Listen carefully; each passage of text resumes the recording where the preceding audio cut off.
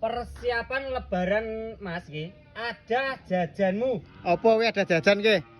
Yo meja iki, jelas iki kursi sudut raja Mas, dhewe nek mahkotane iki.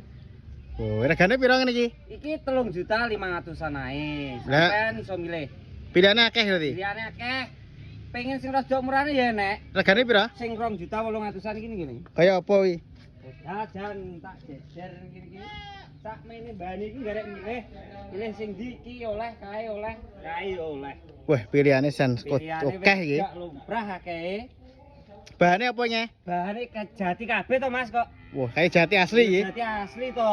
Lah kok murah men regane? Piro nye? 2.800.000 enek, 3.500.000 enek. Garek milih Mas. Regane murah tenan Murah, iki. Lah iki nek murah, Mas. ngeterne teko Cilacap ora ongkire larang apa ora? Cilacap Jawa Tengah enggak? Iya iya. Gratis Mas. Jawa Timur, Jawa Tengah, Madura, Jogja wis tak kei gratis ongkir.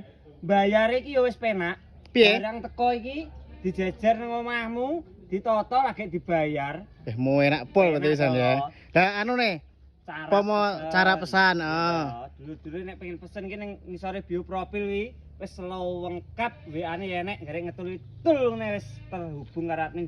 Pesen kursi raja Mas. Oke. Klik.